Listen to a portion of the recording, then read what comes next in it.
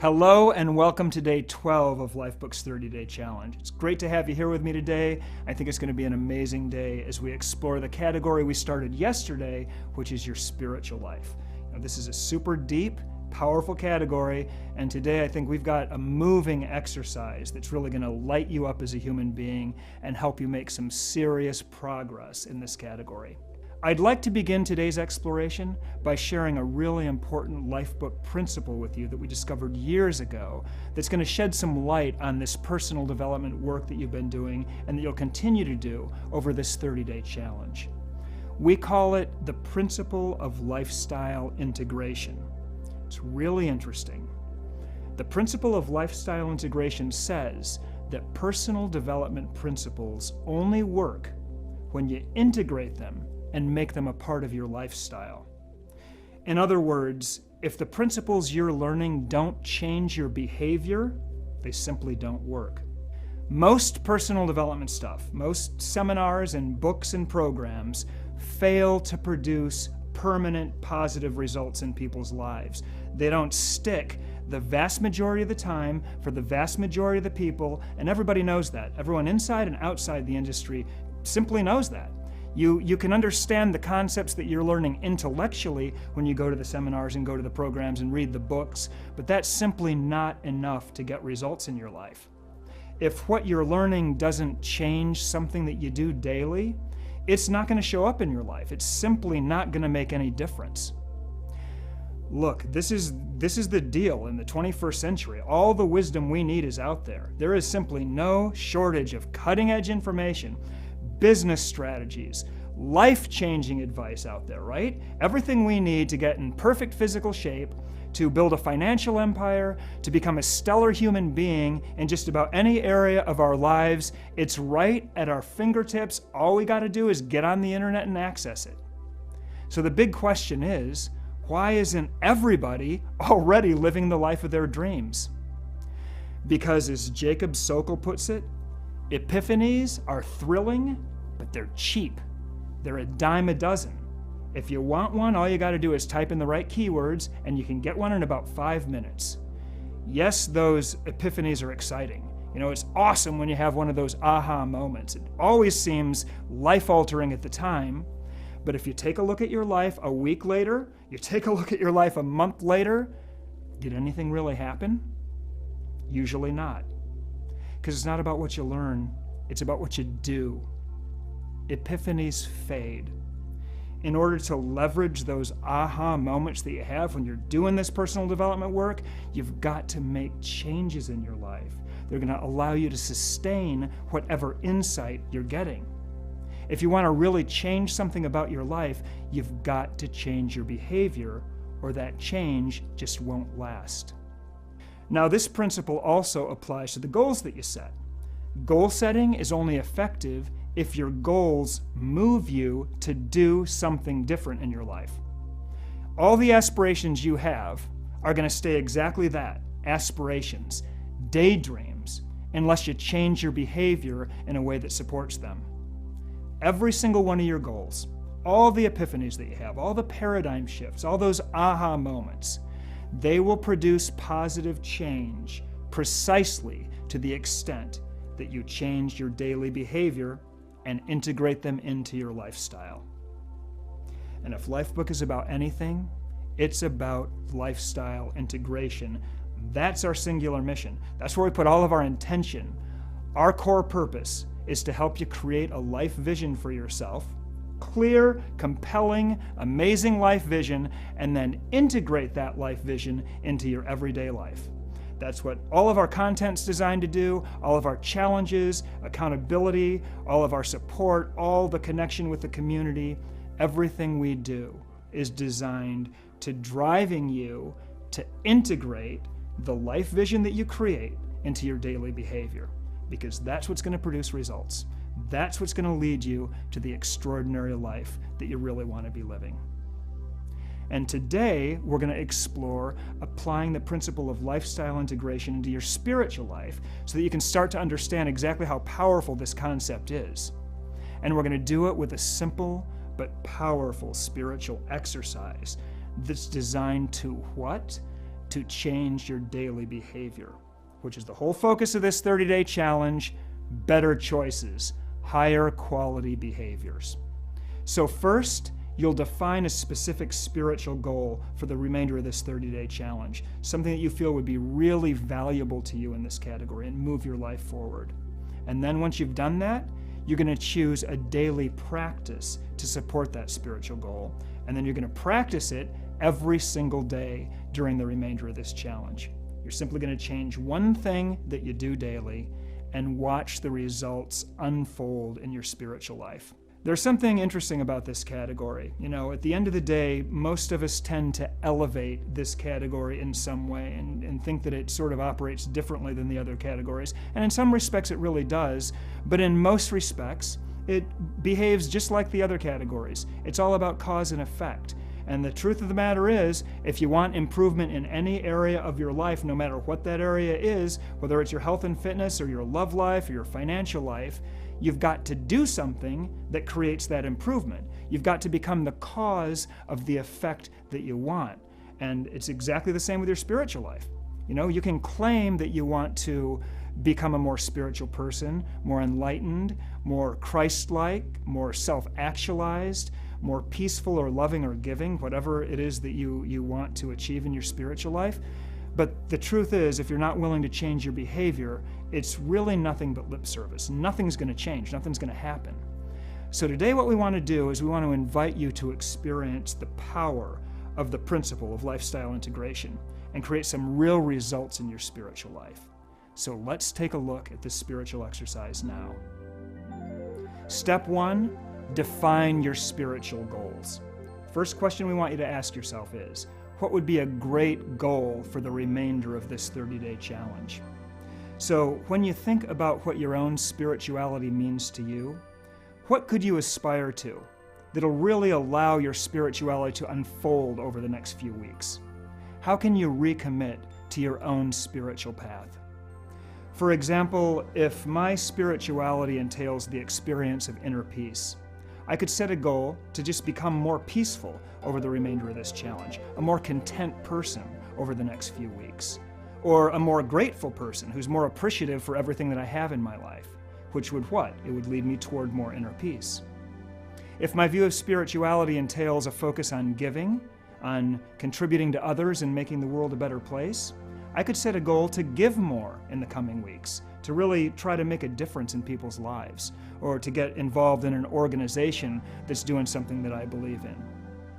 If my view of spirituality entails a commitment to self-actualization, to becoming the best person I can possibly be, I could set a personal development goal for my spiritual life. This actually works great. I could identify some character traits that I want to cultivate within myself that would literally help me become a better person. Maybe I need more compassion in my life. Maybe I need to forgive someone and to heal a relationship, or to forgive myself.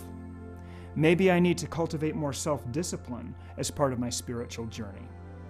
So the question is, what goal could I set that would help me become a better, more self-actualized person over the remainder of this challenge? Try to identify your highest spiritual leverage point here. What goal could you set that would just really move your life forward in this category? So after you've set your spiritual goal, the next thing that we want you to do is we want you to choose a daily practice that will support that goal, and then practice it every single day during the remainder of this challenge. And that's where the power of this exercise really kicks in. Ask yourself, what behavior could I integrate into my life to ensure that my spiritual aspiration that I've identified becomes a reality? Because if you want to create changes that stick in the spiritual category, or any other category for that matter, this is the way to do it. You've got to change something that you do daily. So what I'm going to do here is I'm going to share a powerful list of spiritual disciplines and practices from the Lifebook community that we've collected over the years that are going to support just about any goal that you could set in this category. And I'd like you to either choose a practice from this list, or of course you can feel free to come up with your own practice. So here are some great spiritual practices submitted to us by Lifebook members over the years. You could choose the spiritual practice of forgiveness. Gandhi had a great quote about forgiveness. He said, The weak can never forgive. Forgiveness is the attribute of the strong. Isn't that the truth? It takes strength to let go of the baggage that you've been carrying around and truly forgive someone. And forgiveness is one of the most powerful spiritual practices of all of them. Whatever it is that we're feeling, whether it's anger or resentment or hurt, forgiveness is the path to a lighter heart. It's the path to increased happiness and a greater sense of inner peace. So for the remainder of this challenge, you could commit to practicing forgiveness every single day. Just spend a small amount of time, quality time with yourself every morning, just a minute or two, and quiet your mind, scan your emotional state for pockets of negativity. And when you find one of those pockets, just take a moment and try to identify the root source of that pain. Are you feeling angry at someone? Are you feeling resentful at somebody else? Or maybe are you feeling angry toward yourself for something? And then once you've identified that, just take a moment and radiate total forgiveness on the problem. And odds are it's going to completely melt away, or at least start to melt away. The spiritual practice of forgiveness is amazingly powerful. It can totally change your life. You could choose the spiritual practice of meditation for the remainder of this 30-day challenge. The great poet Rumi said, "The quieter you become, the more you're able to hear." See, our minds, which are our primary tools of survival, they're programmed to constantly be active. They're always looking forward. They're always questioning, always sort of planning the next step or anticipating this or that. This is how we stay alive. Very, very valuable. But oftentimes, as Buddha put it, our minds can be like drunken monkeys jumping from tree to tree, chattering incessantly and redundantly. And so that's why so many great spiritual disciplines teach that there's got to be a balance between thinking and just quieting your mind, silence.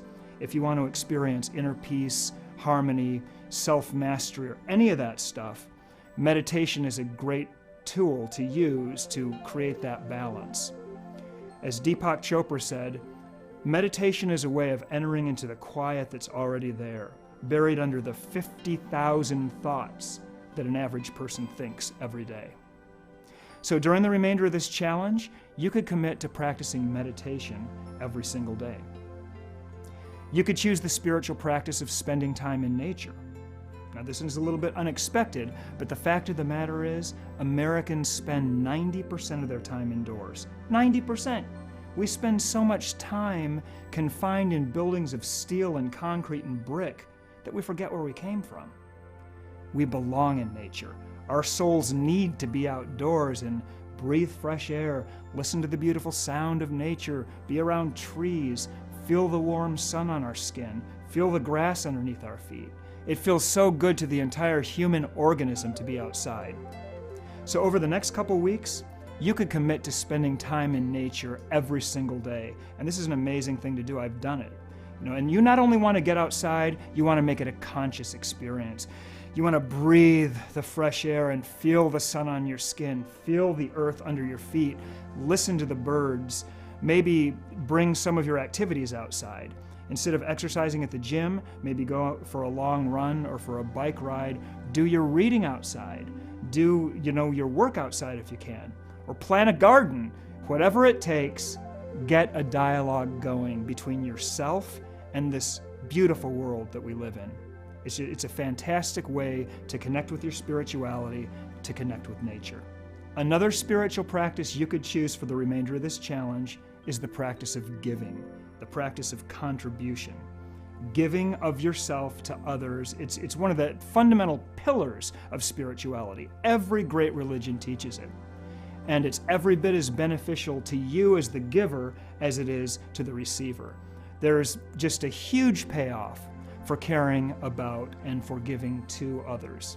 And we can often be a little bit blind to that payoff if we're totally consumed with ourselves and our own lives.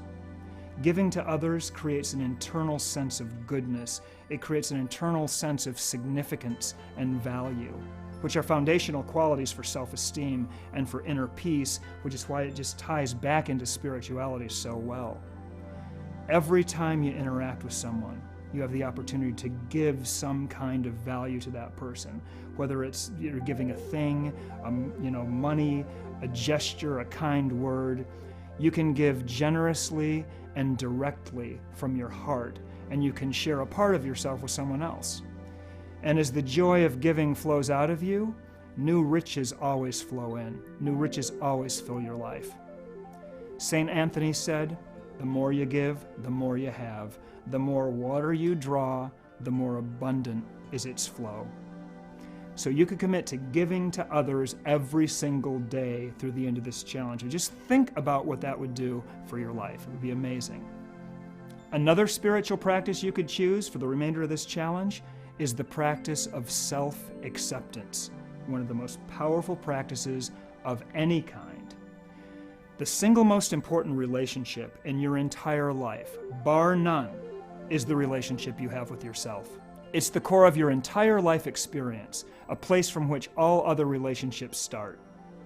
Simply put, in order to accept and love others, we've first got to learn how to accept and love ourselves. As Ayn Rand said, to say I love you, one must first know how to say the I. We can learn to treat ourselves with the same kind of love and respect that we give to others, which is very, very hard for some people. It's been hard for me in my life. If we can learn how to judge ourselves less harshly and how to welcome our emotions more freely into our lives, to find inner joy in being exactly who we are, even with all of our imperfections, then and only then can we experience true happiness and true spiritual harmony. So you may just set a goal for this month to just be kinder to yourself. Just release a little bit of self-doubt and self-criticism every day. Be willing to embrace your own faults instead of pushing them down, so that you can learn from them and so that you can grow past them.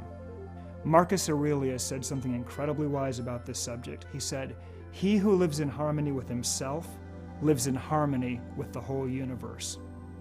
So over the next couple weeks, during the course of this challenge, you could commit to self-acceptance every single day, and that would be a game changer. So those are just a few of the spiritual practices that you could choose from for this challenge. Or, again, feel free to pick your own, like committing to your morning affirmation every morning, which is one of my favorites, or spending some time reading the Bible, or practicing gratitude, or writing in your gratitude journal, or simply focus on being happy every single day, consciously, as a discipline. Whatever you choose, the key is do it. Take action. Make a 100% commitment to practicing the spiritual discipline that you've chosen every single day.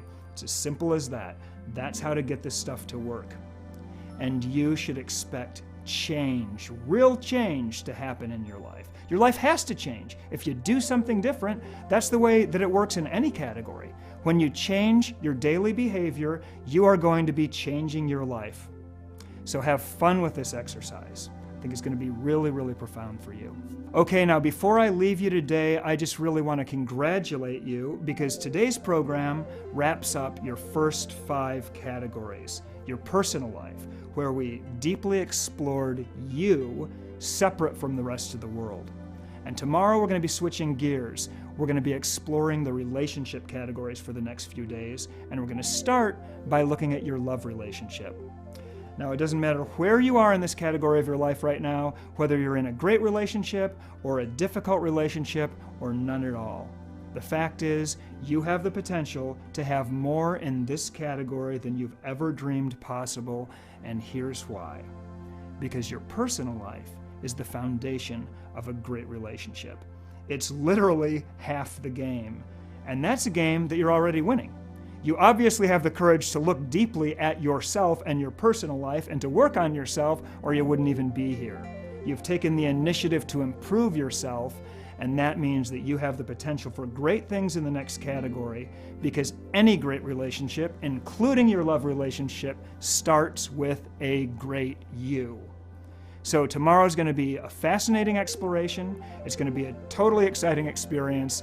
Until then, keep up the good work. Do your spiritual exercise. Make that commitment to your spiritual practice. And I'll see you tomorrow. where we're going to explore the love relationship category together.